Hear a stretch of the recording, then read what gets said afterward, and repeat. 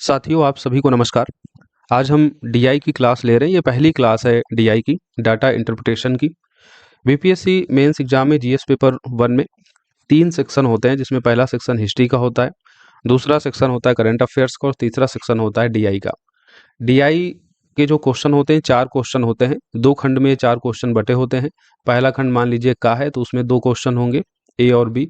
दूसरा खंड मान लीजिए खा है, इसमें भी 2 क्वेश्चन होंगे, ए और बी। तो पहले खंड से ए और बी में से आपको एक क्वेश्चन बनाना होता है, और इसी तरीके से दूसरे खंड में से ए और बी 2 क्वेश्चन में से आपको एक क्वेश्चन बनाना होता है। तो 2 क्वेश्चन टोटल आपको बनाने होते हैं। 36 मार्क्स का एक क्वेश्चन होता है, यानी टोटल 72 मार्क्स का ये डीआई होता है। अगर आप इसे ठीक से सॉल्व कर लेते हैं तो 72 पूरे के पूरे मार्क्स जो है आने की यहाँ पर संभावना होती है।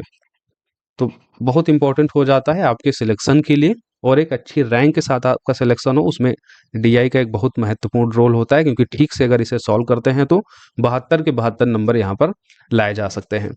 तो मेरी पूरी कोशिश है कि आपके 72 के 72 नंबर डीआई में इस बार आप लोगों के आए। ये पहली क्लास है, इसलिए थोड़ा सा बेसिक इंट्रो देखेंगे यहाँ पर हम, किस तरीके के डीआई के क्वेश्चन पूछे जाते हैं, और हम आज कुछ फार्मूला भी देखेंगे कि डीआई के लिए आपको बेसिक कौन से फार्मूले आने चाहिए। और उसके बाद हम एक क्वेश्चन लेंगे। ये क्वेश्चन सेक्शनल टेस्ट जो इवोक आईएएस के द्वारा कंडक्ट किया जा रहा है उसमें पूछा गया था, तो हम लोग एक क्वेश्चन जो है यहाँ से इसको सॉल्व करेंगे और समझेंगे कि कैसे हमें डीआई सॉल्व करना है। डीआई सॉल्व करते समय आप जानते हैं स्टेप मार्किंग होती है, तो डीआई को प्रॉपर तरीके से अगर आप सॉल्व करेंगे तभी आपको पूरे के पूरे नंबर मिलते हैं। तो कैसे आपको डीआई सॉल्व करना है, किस तरीके से स्टेप बाय स्टेप इसको देखना है, वो सारी बातें हम यहाँ पर कंसीडर करेंगे, ताकि 72 के 72 आपके नंबर आए। ये हमारा एम है कि आपके 72 मार्क्स आए डीआई में, राइट। अच्छा, डीआई आपके बीपीएससी में 4 तरीके के आते हैं। एक तरीका होता है पाई चार्ट का, जो आप देख रहे हैं ये पाई चार्ट का है। दूसरा टेबुलर फॉर्म में हो सकता है, डाटा टेबल जो दी होती है उस तरीके का डीआई आता है। तीसरा बार ग्राफ हो सकता है, बार ग्राफ। बार ग्राफ कुछ इस तरीके से है, ये आप देख रहे हैं, ये बार ग्राफ का फॉर्मेट है। एक तरीका और होता है लाइन ग्राफ का, राइट। एक्स वाई एक्सिस पे लाइनें ड्रॉ करके जो है बीपीएससी क्वेश्चन पुटअप करता है। तो 4 फॉर्मेट होते हैं, pie chart, tabular, bar graph और लाइन ग्राफ। चारों फॉर्मेट में हम क्वेश्चन जो है अपनी क्लासेस में सॉल्व करेंगे। क्वेश्चन बनाने से पहले आपको कुछ बेसिक फॉर्मूले पता होने चाहिए डाटा इंटरप्रिटेशन के लिए, तभी आप जो है क्वेश्चन को अच्छे से सॉल्व कर पाएंगे। और उसके बाद फिर आपको ज़्यादा से ज़्यादा प्रैक्टिस करनी है, राइट।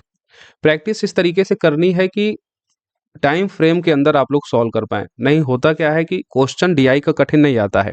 समस्या होती है कि डीआई में आप समय ज़्यादा लगा देते हैं कैलकुलेशन में, 1 घंटे से ज़्यादा समय आपने लगा दिया डीआई के 2 क्वेश्चन बनाने में, तो फिर जो जीएस पेपर का जो पार्ट होता है हिस्ट्री और करंट अफेयर्स, उसमें या तो क्वेश्चन आपके छूटते हैं या फिर आप वहां पर कंप्रोमाइज करते हैं, फिर वहां पर मार्क्स आप गेन नहीं कर पाते हैं। तो सबसे इंपॉर्टेंट है इतना ज़्यादा प्रैक्टिस करना कि टाइम फ्रेम में उसको आप सॉल्व कर पाएं। सवाल ये है कि अब डीआई में कितना समय दिया जाना चाहिए, सबसे इम्पोर्टेंट है, क्योंकि डीआई में अगर आप ज़्यादा समय लगा देते हैं, 1 घंटे से ज़्यादा समय लगा देते हैं, जैसा हमने आपको बताया, कि फिर या तो आपका क्वेश्चन छूटता है या फिर आप जीएस पेपर के हिस्ट्री और करंट अफेयर्स के क्वेश्चन से कंप्रोमाइज़ करते हैं। तो वो काम नहीं करना है, आपको इतना ज़्यादा प्रैक्टिस कर लेना है कि आपको सही समय पर जो है क्वेश्चन डीआई के सॉल्व कर लेने हैं। कितना समय लगना चाहिए, तो जैसे आप एक जीएस क्वेश्चन का जो शॉर्ट क्वेश्चन होता है उसमें 4 से 5 मिनट लगाते हैं, उतना ही टाइम आपको यहाँ पर देना है, क्योंकि जो डीआई के क्वेश्चन होते हैं उसमें आप देखते हैं 6 नंबर 8 नंबर का क्वेश्चन होता है, जैसे आपका जो शॉर्ट क्वेश्चन होता है 7 नंबर 8 नंबर का, तो उतना ही समय लगाना है। तो एक क्वेश्चन में देखते हैं तो 5 प्रश्न आपसे बनते हैं सामान्यतः। तो 5 प्रश्न बनाने के लिए जो है, अगर हर एक क्वेश्चन के लिए 4 से 5 मिनट आप लगाएंगे, तो इसका मतलब है कि 20 से 25 मिनट में आपका एक डीआई सॉल्व हो जाना चाहिए। 2 डीआई सॉल्व करने हैं तो 40 से 50 मिनट, राइट। तो 40 से 50 मिनट, तो मैक्सिमम 50 मिनट में जो है आपको दोनों डीआई सॉल्व करना है। इस तरीके से आपको प्रैक्टिस करनी है। अब अगर प्रैक्टिस नहीं करते हैं तो सबसे मेन चीज़ होता है, जो आप कैलकुलेशन करते हैं उसमें आपको समय लगता है, चीज़ों को सोचने में आपको समय लगता है। क्वेश्चन ईजी होते हैं लेकिन उसको पिकअप करने में समय लगता है, उसको कैलकुलेट करने में आपको समय लगता है। और तीसरी जो सबसे एक चीज़ देखी जाती है, आप जब कम चीज़ों को प्रैक्टिस किए रहते हैं तो आप जो कैलकुलेशन करते हैं उसमें आपका ट्रस्ट नहीं होता है।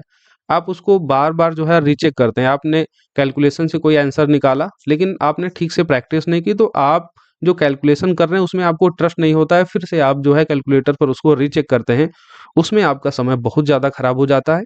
तो इतना ज़्यादा प्रैक्टिस करना है कि आप जो कैलकुलेशन कर रहे हैं उसमें जो है आपका ट्रस्ट डेवलप हो जाए कि हम जो कैलकुलेशन कर रहे हो वो बिल्कुल एक्यूरेट है, सही है, उसको आपको रीचेक करने की आवश्यकता ना पड़े, राइट।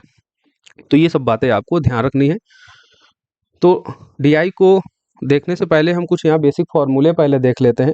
ये फार्मूले आप लोग नोट डाउन कर लीजिए। जो बच्चे इवोक आईएएस के संकल्प बैच से नहीं जुड़े हुए हैं, 71st बीपीएससी या 72 बीपीएससी के प्रोग्राम से नहीं जुड़े हुए हैं, अपना दूसरी जगह से या सेल्फ प्रिपरेशन कर रहे हैं, तो एटलीस्ट ये फार्मूले वो जरूर नोट डाउन करें। और जो आगे की क्लासेज होंगी, क्लासेस के साथ साथ में जो है आप हमारे साथ डीआई को सॉल्व करते हुए चलेंगे। कैलकुलेटर अपने पास रखिए, कॉपी पेन अपने पास रखिए, राइट। तो डीआई में कुछ बेसिक फार्मूले आपको पता होना चाहिए। बहुत यहाँ गणितज्ञ बनने की जरूरत नहीं है, कुछ बेसिक फार्मूले आने चाहिए और फिर उसके बाद आपकी प्रैक्टिस होनी चाहिए। जैसे डीआई में एक सामान्य सा क्वेश्चन होता है एवरेज निकालने का, औसत निकालने का। सभी विद्यार्थियों को पता है कैसे औसत निकाला जाता है। औसत कैसे निकालते हैं, तो जितनी संख्याएं दी होती हैं उनको हम जोड़ देते हैं और कितनी वो संख्याएं हैं उन संख्याओं की कुल संख्या लिख देते हैं, तो हमारा एवरेज निकल आता है। तो मान लीजिए यहाँ पर दो संख्याएं दी गई हैं, 10 और 15, राइट। 10 और 15 दो संख्याएं हैं। अब आपको इनका औसत निकालना है, तो क्या करेंगे, 10 और 15 दोनों को ऐड कर देंगे। कितनी संख्याएं हैं, तो यहाँ पर दो संख्या हैं, तो 2 से इसको डिवाइड कर देंगे, तो टोटल आपका औसत यहाँ पर निकल आएगा, राइट। औसत यहाँ पर टोटल आपका निकल आता है। तो सभी राशियों का योग और बटे राशियों की कुल संख्या कितनी है वो आप कर देंगे, तो औसत आपका निकल आता है। आगे बढ़ते हैं। एक फार्मूला आपको यहाँ एक और याद रखना है कि प्रति एकड़ उत्पादन बराबर कितना होता है, कुल उत्पादन बटे क्षेत्रफल, राइट। प्रति एकड़ उत्पादन बराबर कितना होता है, कुल उत्पादन बटे क्षेत्रफल। तो मान लीजिए इस तरीके का क्वेश्चन दिया जाता है कि कोई खेत है, उसका क्षेत्रफल इतना, उसमें इतना उत्पादन हुआ। तो उस संबंध में जब क्वेश्चन आए तो आपको ये फार्मूला याद रखना है, प्रति एकड़ उत्पादन बराबर कुल उत्पादन बटे क्षेत्रफल, राइट।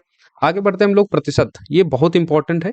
प्रतिशत क्या है, तो प्रतिशत एक तरीके का भिन्न होता है जिसका हर जो है वो हमेशा 100 होता है। आप अंश और हर जानते हैं, अंश और हर। अंश जो ऊपर की संख्या होती है, हर जो नीचे की संख्या। तो प्रतिशत एक तरीके का भिन्न है जिसका हर यानी जो नीचे की संख्या होगी वो क्या होगी, 100 होगी। तो मान लीजिए आपको x प्रतिशत लिखना है, तो x प्रतिशत कैसे लिखेंगे, x बटे 100, राइट। x बटे 100, x बटे 100। तो आपसे कहा जाए कि x का 10% कितना होगा, तो x का 10% मतलब x और फिर 10%, तो 10 बटे 100, ये हो गया आपका x का 10%। तो इस तरीके से आपको परसेंटेज निकालना होगा। अब इसमें कुछ फॉर्मूले हैं, ये आप देख लीजिए। प्रतिशत में वृद्धि या कमी के बाद नया प्रतिशत कैसे बनता है, तो आपसे कहा जाए कि 100 रुपए है, उसमें 10% की वृद्धि हो गई, 10% की वृद्धि होगी, यानी 100 रुपए और 10% की वृद्धि कितने में, 100 रुपए में। तो 100 इंटू 10% की वृद्धि, तो इसको निकालेंगे तो कितना आ जाएगा, 10 रुपए आ जाएगा। तो 100 प्लस 10 यानी कितना हो गया, 110। तो 100 रुपए में 10% की वृद्धि होगी, तो नया प्रतिशत कितना हो जाएगा, 110%। इसी तरीके से कहा जाए कि 100 रुपए में 10% की कमी हो गई, तो 100 रुपया था और फिर 100 रुपए में 10% की कमी हो गई, तो कमी के लिए माइनस का हम चिन्ह लगाएंगे और 10% उसमें माइनस कर देंगे। तो 100 का 10% कितना होगा, 10 आएगा। तो 100 माइनस 10 यानी 90, राइट। तो 90%। तो प्रतिशत में वृद्धि या कमी के बाद नया प्रतिशत आपको निकालना हो, तो जो प्रतिशत है वो, और अगर कमी हो रही है तो माइनस करके उस प्रतिशत का वैल्यू निकाल लेंगे, वृद्धि हो रही है तो प्लस करके जो संख्या है उसका प्रतिशत जितना पूछा जाए वो आप निकाल लेंगे, राइट। तो इस तरीके से आपको आगे हम क्वेश्चन सॉल्व करेंगे तो ये सब चीजें अप्लाइड होंगी, तो आप अच्छे से उसको समझ पाएंगे। प्रतिशत वृद्धि बराबर कितना होता है, तो प्रतिशत वृद्धि बराबर होता है कुल वृद्धि इंटू 100 बटे प्रारंभिक मान, और प्रतिशत कमी तो कुल कमी इंटू 100 बटे प्रारंभिक मान। फॉर एग्जाम्पल इसको हम समझने की कोशिश करते हैं। मान लीजिए 2 वर्ष हैं, एक है आपका 2024-25 और दूसरा फाइनेंशियल ईयर है 2025-26, राइट। 25-26। पहले फाइनेंशियल ईयर में मान लीजिए आपकी इनकम जो है वो 100 रुपए थी, और दूसरे फाइनेंशियल ईयर में आपकी जो आय है वो बढ़कर हो गई, कितनी रुपए होगी, बढ़कर होगी 200 रुपए, राइट। 200 रुपए होगी। तो अगर आपसे कहा जाए कि आपकी आय में कितने प्रतिशत की वृद्धि हुई 2024-25 की, अगर तुलना आप करते हैं 2025-26 में है, अगर पीछे के वर्ष 2024-25 से तुलना कर रहे हैं तो कितने प्रतिशत की वृद्धि हो गई। तो प्रतिशत वृद्धि निकालने के लिए अब क्या करेंगे, कुल वृद्धि, कुल वृद्धि कितनी हुई है, तो 100 से 200 रुपए हो गई, तो 200 माइनस 100, तो कितने रुपए की वृद्धि हुई, 100 रुपए की। तो 100 रुपए रखेंगे इंटू 100 करेंगे, बटे प्रारंभिक मान। प्रारंभिक मान क्या है, यानी पहले आपकी आय कितनी थी 100 रुपए और बढ़कर हुई थी 200 रुपए, यानी प्रारंभिक मान आपका था 100, राइट। तो प्रतिशत वृद्धि कितनी हुई, 100 से 100 कट जाएगा, यानी 100% की आपकी वृद्धि हुई है।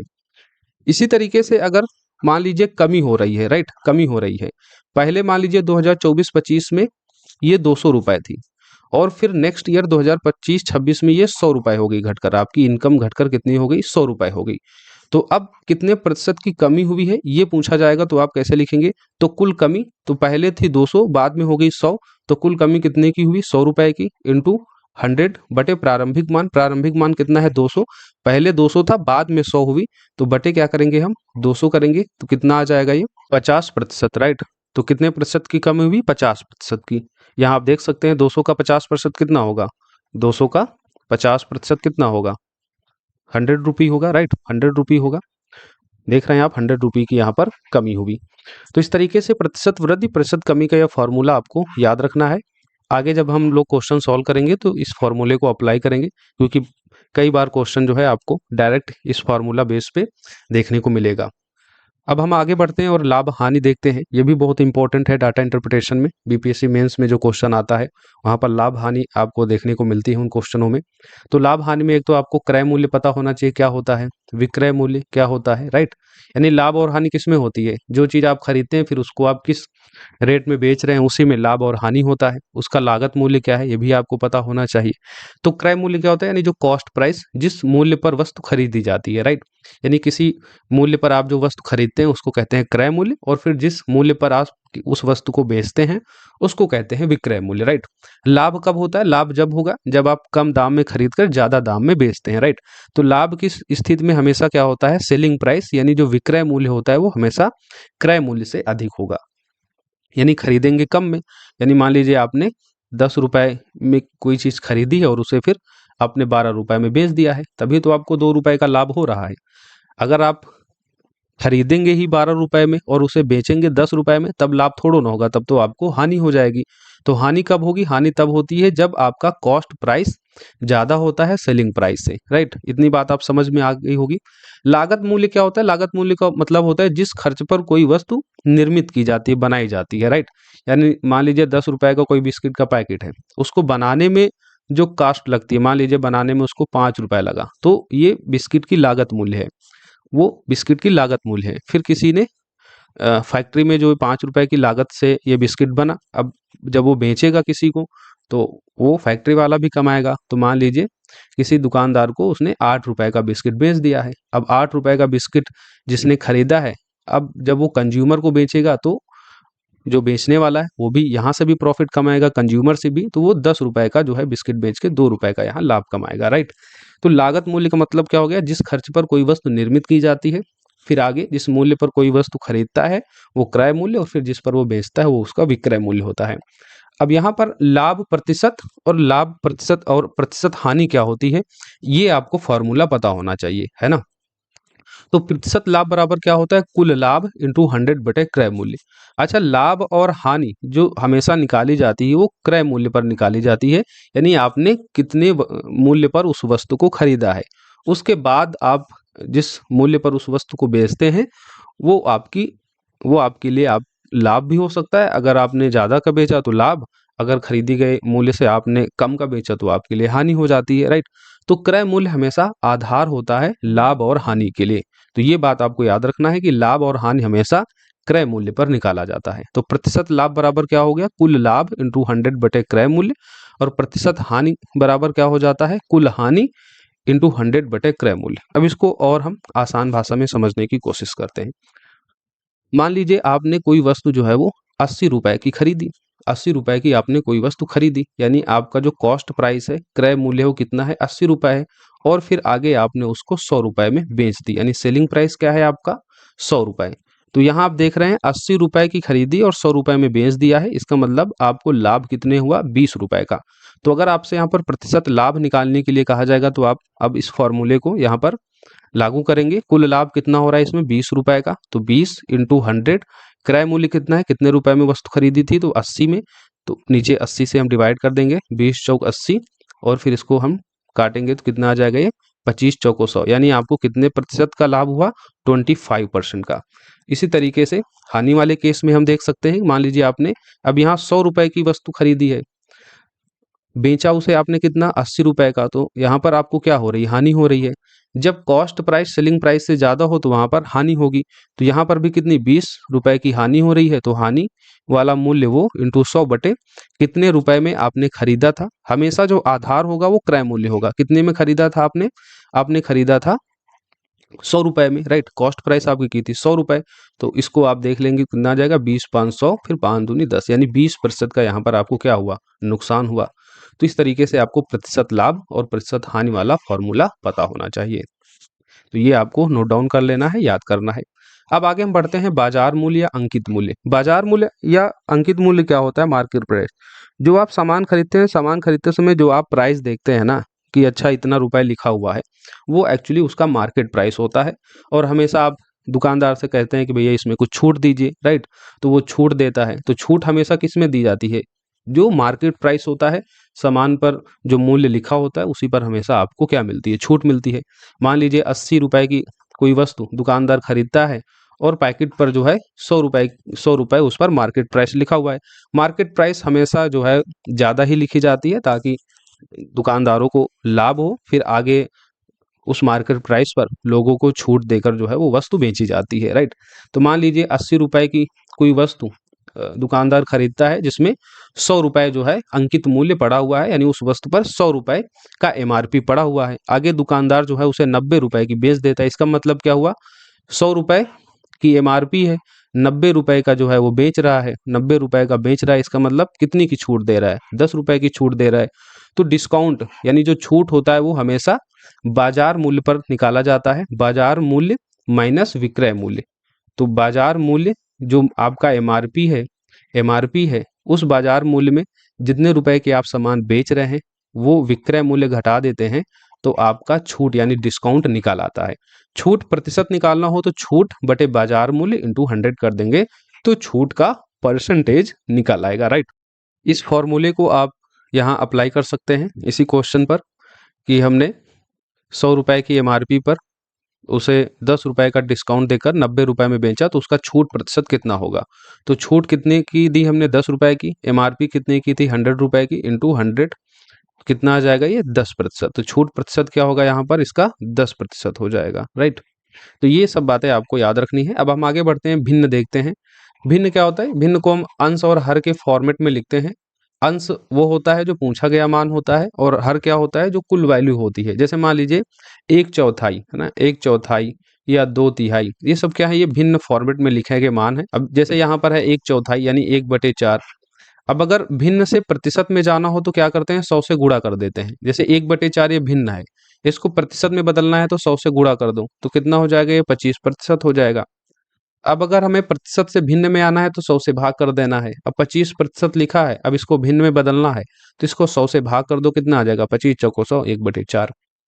तो ये कुछ बेसिक बातें आपको पता होनी चाहिए। अब हम आते हैं पाई चार्ट पर, जो सबसे इंपॉर्टेंट है।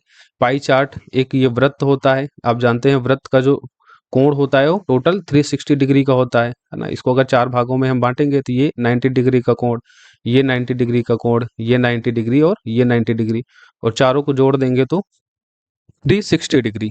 तो ये आपको याद रखना है। वृत्त का कुल कोण कितना होता है? 360 डिग्री। अगर परसेंटेज हो जाएगा तो ये 100% के बराबर हो जाएगा, राइट। यानी परसेंटेज का कुल वैल्यू 100% के बराबर हमेशा होता है। वैसे वृत्त का अगर आप कुल कोण देखेंगे तो 360 डिग्री के बराबर होता है। तो ये आपको याद रखना है, 360 डिग्री इक्वल टू 100%। अच्छा, हमने यहाँ पर एक टेबल फॉर्मेट में ये आपको बताया। इसको अगर आपको पाई चार्ट में बनाना हो तो मान लीजिए ए और बी दो छात्र हैं जिनका परसेंटेज अलग अलग है। एक का 40% है और दूसरे का 60% है, राइट। एक का है 40% और दूसरे का है 60%। अब अगर आपको पाई चार्ट में ए की डिग्री और बी की डिग्री बताना हो तो कैसे बताएंगे? इस चीज को आप अच्छे से समझ लीजिए, ये बहुत जरूरी हो जाता है पाई चार्ट का क्वेश्चन सॉल्व करते समय, राइट। तो ए का डिग्री अगर आपको निकालना हो तो कैसे निकालेंगे? तो ए का डिग्री निकालना है तो ए का जो वैल्यू है पहले वो आप लिखेंगे। ए का डिग्री बराबर जो वैल्यू ए की है वो बटे जो कुल वैल्यू है। ए और बी दोनों का कुल वैल्यू कितना है? मूल वैल्यू कितना है? 100, राइट। 60 और 40 जोड़ेंगे कितना आ जाएगा? 100 आ जाएगा। तो अपान 100 इंटू हमने आपको बताया टोटल जो कोण होता है वृत्त का कितना होता है 360 डिग्री, तो इंटू हम 360 से मल्टीप्लाई कर देंगे। तो अब ए का डिग्री यहाँ कितना आ जाएगा, 0 से 0 कैंसिल हो जाएगा, 4 इंटू 36 करेंगे तो कितना ये आ जाएगा 144 डिग्री, राइट। उसी तरीके से बी का डिग्री निकाल लीजिए। तो बी का वैल्यू कितना दिया गया है 60 बटे कुल वैल्यू 100 इंटू 360 डिग्री। इसको अगर आप सॉल्व करेंगे तो कितना आ जाएगा 216 डिग्री, राइट। अब इसको पाई चार्ट में बनाना है तो आपको पाई चार्ट में इसको अच्छे से बना देना है। ये 216 डिग्री हो गया और ये हो गया 144 डिग्री, ये ए हो गया और ये बी हो गया, राइट। तो इस तरीके से आपको परसेंटेज से डिग्री में बदलना आना चाहिए। और इसके लिए एक फार्मूला भी है कि जो वैल्यू आपको निकालनी, मान लीजिए हमने ए की वैल्यू डिग्री में निकालनी है तो वो बराबर दी गई वैल्यू, ए की वैल्यू कितनी है 40, मूल वैल्यू यानी कुल वैल्यू कितनी हो जाती है, तो ए और बी जो भी संख्या दी गई हो उसको आप जोड़ देंगे, तो उससे हम डिवाइड करेंगे इंटू जो दिया गया मान होता है, वृत्त का मान कितना होता है, कुल वृत्तीय कोण का मान 360 डिग्री, उसे आप मल्टीप्लाई कर देंगे तो जो वैल्यू आपको निकालनी होती है वो निकल आता है, राइट। तो आई होप आप ये सारी बातें समझ गए होंगे। अब हम लोग आते हैं क्वेश्चन पर और क्वेश्चन को सॉल्व करते हैं।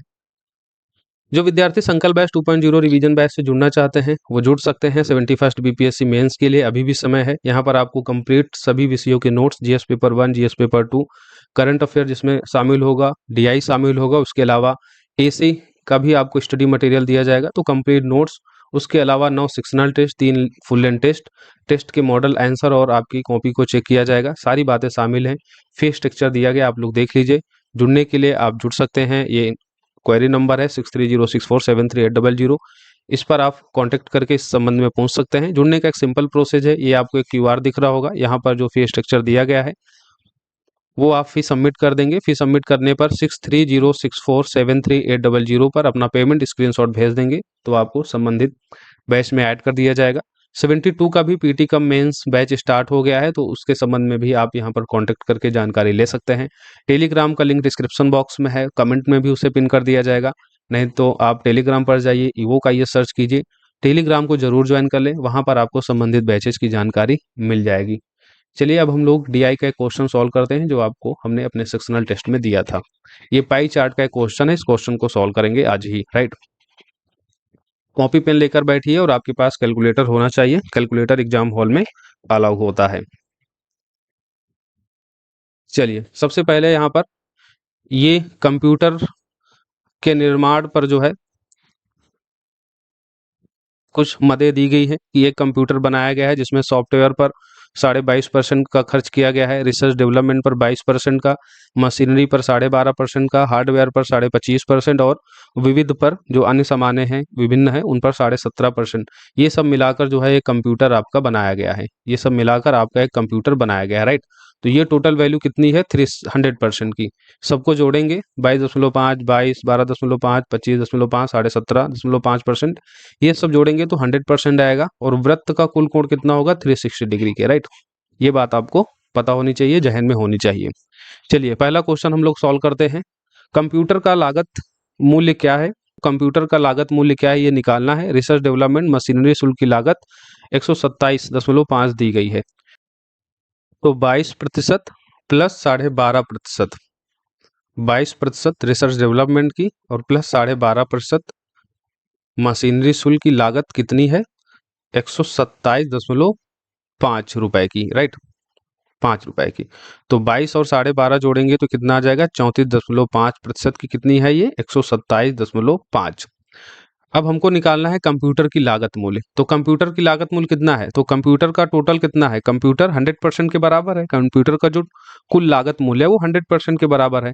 तो 100% हमको यहाँ से निकालना है, तो 100% निकालने के लिए क्या करेंगे 127.5 बटे 34.5 इंटू 100, ये आप सॉल्व कर लेंगे तो 100% का वैल्यू निकल आएगा।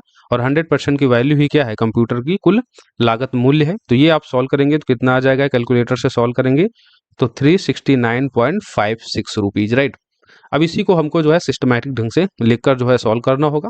आप सबसे पहले लिखेंगे वृत्त ग्राफ से, रिसर्च डेवलपमेंट मशीनरी शुल्क की लागत 34%। इस 34% की वैल्यू कितनी दी गई है प्रश्न के अनुसार 127.5 रुपए, तो 100% बराबर कितना हो जाएगा, इसको आप यहाँ कैलकुलेट कर देंगे और अंत में लिख देंगे। अतः कंप्यूटर का लागत मूल्य 369.56 रुपीज, राइट। तो पहला क्वेश्चन आपका सॉल्व हो गया और आपको यहाँ पर 6 मार्क्स मिल गए। नेक्स्ट क्वेश्चन है, सॉफ्टवेयर के भुगतान पर किए गए व्यय को दर्शाने वाला सेक्टर का केंद्रीय कोण आपको निकालना है। अभी हमने पीछे आपको बताया कि कैसे हमें केंद्रीय कोण निकालना होता है। तो सॉफ्टवेयर के भुगतान पर आपको निकालना है। तो सॉफ्टवेयर का भुगतान आप देखें तो ग्राफ में कितना है, 22.5 है, राइट, 22.5 है। तो 22.5 जो हमको वैल्यू निकालनी है वो बटे कुल वैल्यू कितनी है, 100 है, इंटू 360 डिग्री। इसको अगर आप सॉल्व करेंगे, तो कितना आ जाएगा, कैलकुलेटर से सॉल्व करेंगे तो ये 81 डिग्री आ जाएगा। कितना आ जाएगा, 81 डिग्री। तो सॉफ्टवेयर के भुगतान पर देखें तो इसका केंद्रीय कोण कितना होगा, 81 डिग्री।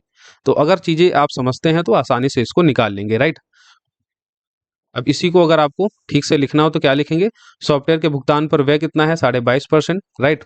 तो 22.5% है, 100% बराबर कितना होता है, हमने आपको बताया था 360 डिग्री, 360 डिग्री। तो इस तरीके से 1% की अगर आप वैल्यू निकालेंगे तो कितना होता है, 360/100।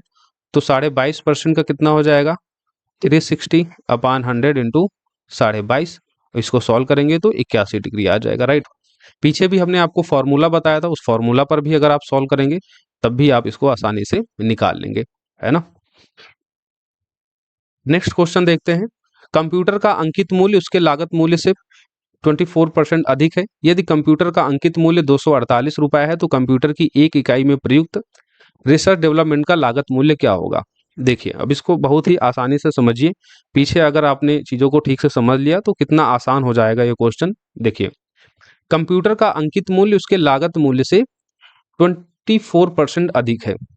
हमने आपको बताया था कि लागत मूल्य क्या होता है, लागत मूल्य वो होता है जिस खर्च पर किसी वस्तु को बनाया जाता है, निर्मित किया जाता है, राइट। उसके बाद जो है उस पर एमआरपी डाली जाती है, उस पर मार्केट प्राइस डाली जाती है, यानी उसी मार्केट प्राइस पर सामान बेचकर हम लाभ कमाते हैं। तो मान लीजिए 100 रुपए में कोई वस्तु जो है वो तैयार हुई, अगर हमें उस पर जो है 25% का लाभ कमाना है तो सीधी सी बात है जो उसका अंकित मूल्य, जो उसका मार्केट प्राइस हमको डालना होगा, कितना डालना होगा, 100 में 25% का लाभ कमाना है, इसका मतलब 25 रुपए कमाना है, तो 100 में 25% का लाभ कमाना है तो यानी 125 रुपए हमको उसका एमआरपी करना होगा। 125 रुपए में उस वस्तु को हमको जो है बेचेंगे, तब हमें उस पर जो है 25% का लाभ होगा, 25 रुपए का लाभ होगा। तो कंप्यूटर का अंकित मूल्य उसके लागत मूल्य से 24% अधिक है। तो मान लीजिए लागत मूल्य हमको यहाँ पर दी नहीं गई है, तो मान लीजिए कंप्यूटर का लागत मूल्य x रुपये है, राइट, x रुपये है, x रुपये है। अब कंप्यूटर का अंकित मूल्य 25% अधिक है उसके लागत मूल्य से।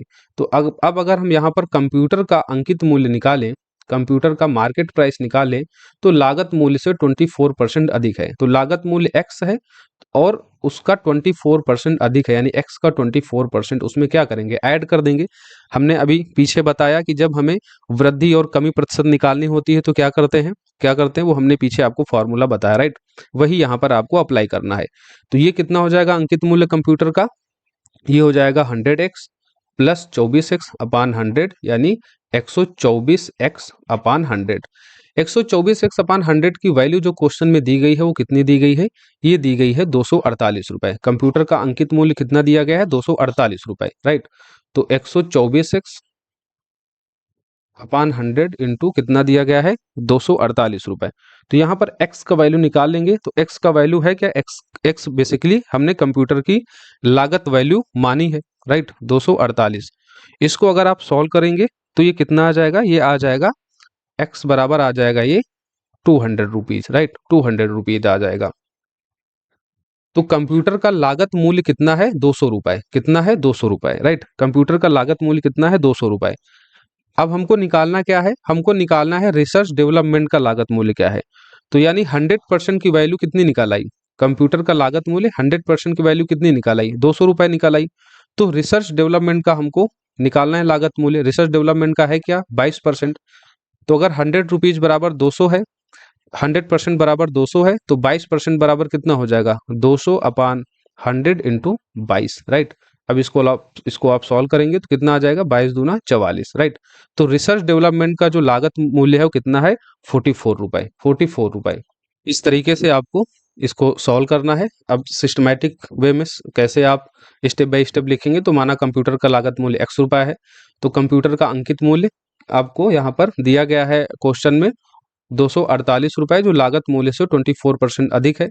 तो लागत मूल्य पर जो है 24% अधिक है, तो वो आप करके जो है इक्वल कर देंगे 248 के बराबर। तो यहाँ पर लागत मूल्य निकल आएगा 200 रुपए।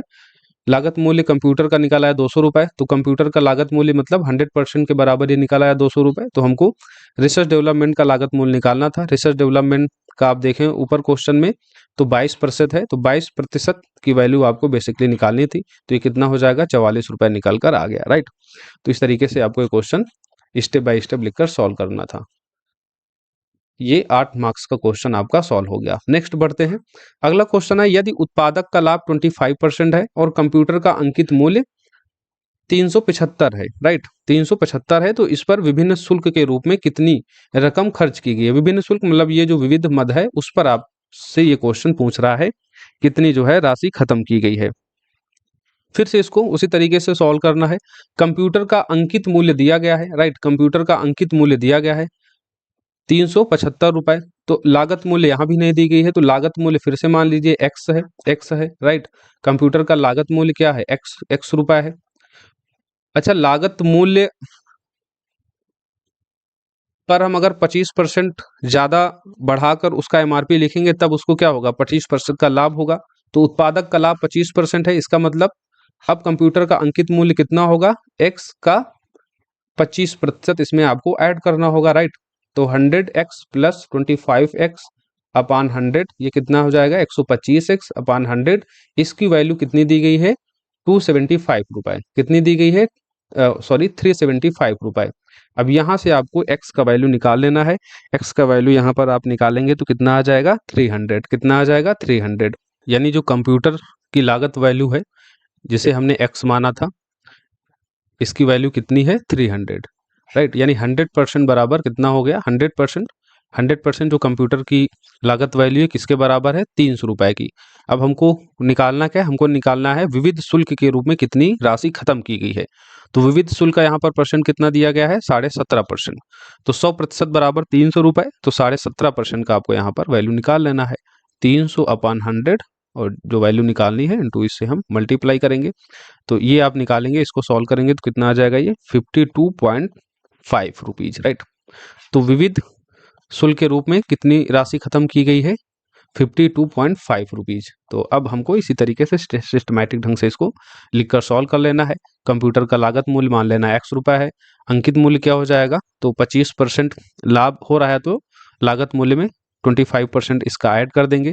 वैल्यू कितनी दी गई अंकित मूल्य की, 375 के बराबर। तो यहाँ से कंप्यूटर का लागत मूल्य निकल आएगा जो 100% के बराबर होगा।